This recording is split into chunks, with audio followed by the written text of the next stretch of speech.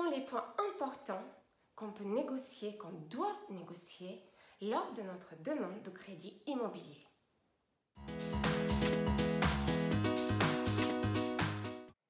Bonjour, je suis Dédéline Duteil, investisseur et coach en investissement immobilier. Merci d'être avec moi sur Business We Like, le rendez-vous des gens qui apprennent, qui se bougent et qui veulent prendre le contrôle de leur vie. Aujourd'hui, dans cette vidéo, je voulais approfondir un sujet important. Qu'est-ce qu'on peut négocier avec notre banquier lors de notre demande de crédit immobilier? Alors, la première chose, déjà, c'est le montage du dossier. Vous pouvez tout à fait emprunter sur 25 ans à un taux fixe ou variable, comme vous pouvez demander un prêt gigogne, c'est-à-dire un prêt sur 2 lignes. Qu'est-ce que ça veut dire?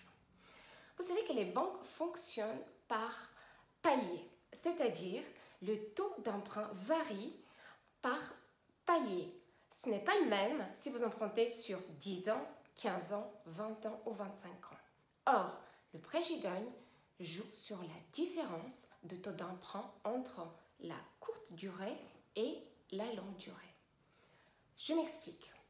Si vous empruntez à 1,50 sur 25 ans, vous paierez plus cher si vous emprunterez sur 24 ans et 11 mois à 1,30 et 11 ans et 11 mois à 1,90. Avec le prêt gigogne, vous pouvez économiser plusieurs milliers d'euros. Cela joue également sur l'assurance emprunteur. Pourquoi? Parce que évidemment, l'assurance sur une courte durée est moins chère que l'assurance sur une durée plus longue, puisqu'il y a plus de chances qu'il vous arrive des pépins sur une longue durée que sur une courte durée. Il est bon à savoir que le prêt gigogne n'est pas très connu du grand public et les banquiers ne le proposent pas naturellement. Déjà, il y a des banquiers qui ignorent son existence et ensuite ceux qui connaissent le prêt gigogne savent que c'est un peu plus compliqué à monter. Donc, il n'est pas exclu que s'ils acceptent de faire un prêt sur 2 lignes, les frais de dossier soient un peu plus importants. Donc, soyez vigilants sur ce point également. La deuxième chose que vous pouvez négocier, évidemment, ce sont les frais de dossier. Sachez qu'il y a 2 façons. Soit c'est forfaitaire, donc vous paierez un montant fixe, soit ça peut être un pourcentage du montant global emprunté. Ça varie en général entre 1 ou 2%, mais sur une somme importante, évidemment, 1% c'est beaucoup. Donc, privilégiez évidemment la solution forfaitaire.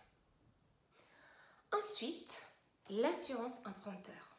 Donc, il y a l'assurance sur la totalité du capital emprunté et l'assurance sur le capital emprunté dû.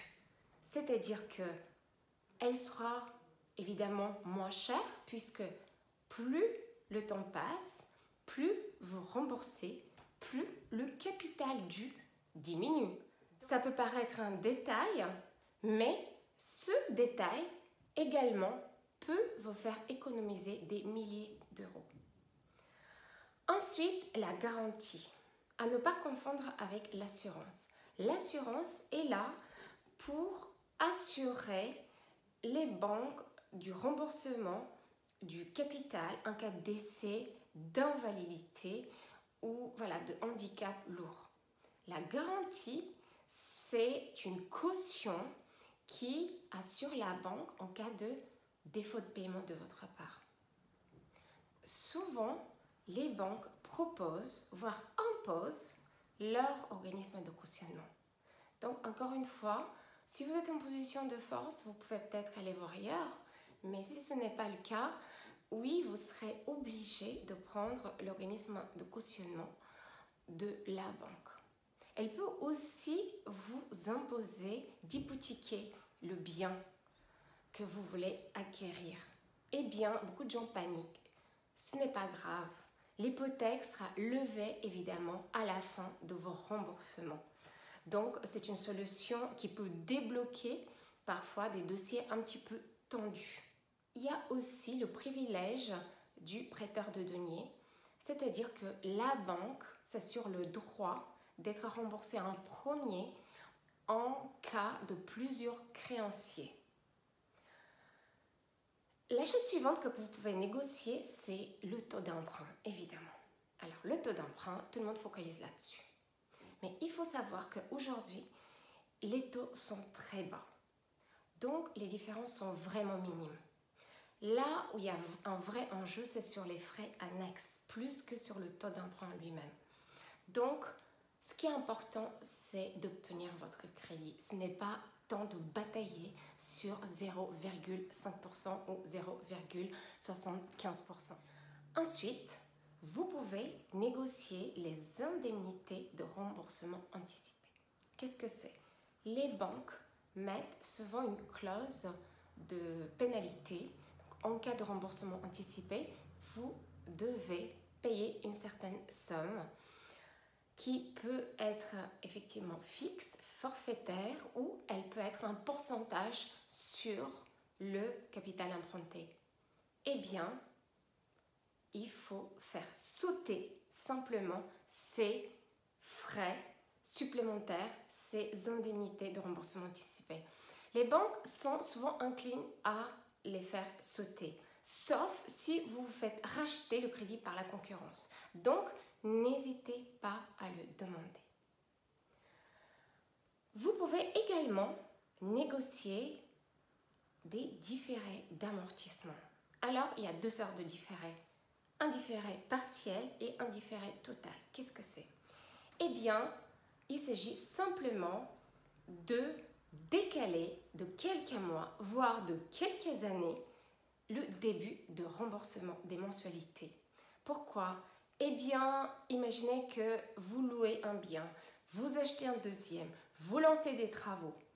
Ces travaux prennent du temps. Eh bien, vous allez vous retrouver à payer 2 fois votre loyer, les mensualités, et s'il y a des dépassements budgétaires des travaux, là, vous êtes vraiment lourdement pénalisé. Donc, vous pouvez demander un report partiel du crédit de 6 mois, 1 an, 2 ans, voire plus pour les personnes plus expérimentées, ce qui vous permet qu'au début de ne payer que les intérêts. Ou bien vous pouvez décaler complètement la totalité des paiements, c'est-à-dire pendant la période négociée, vous ne payez rien et dans 6 mois, dans 1 an, dans 2 ans, vous commencez à payer votre crédit. Ensuite, la chose suivante qui est intéressante à évoquer, c'est la portabilité du crédit. Qu'est-ce que ça veut dire? Si vous vendez avant la fin du remboursement le bien sur lequel vous avez un crédit, vous serez dans l'obligation de rembourser le montant restant à la banque. Eh bien, si vous avez négocié l'existence de cette clause, vous ne serez pas obligé, même si le bien est vendu, vous ne serez pas obligé de rembourser ce que vous devez à la banque. Vous continuerez tout simplement de payer vos mensualités. Pourquoi ça peut être intéressant? Eh bien, ça peut être intéressant parce que si vous vendez votre bien, vous allez avoir une trésorerie. Au lieu de rembourser immédiatement la banque, vous pouvez enchaîner et faire d'autres investissements. Cela peut vous servir d'apport. Voilà, ce sont les points importants que je voulais et que je tenais à évoquer avec vous. Si vous n'êtes pas abonné à ma chaîne, vous pouvez le faire en appuyant sur le bouton juste au-dessus de la vidéo. Vous pouvez également télécharger gratuitement mon livre « Créer un bien d'exception » en dessous de la vidéo. Et n'hésitez pas à me laisser un commentaire pour me dire qu'est-ce qui était le plus dur à négocier lors de votre demande de crédit immobilier. Si vous voulez que j'évoque des sujets précis lors de mes prochaines vidéos, n'hésitez pas également à le noter sous la vidéo. Je vous remercie pour votre attention, merci d'être resté jusqu'à la fin avec moi et je vous dis à très bientôt pour un nouveau rendez-vous. Bye bye!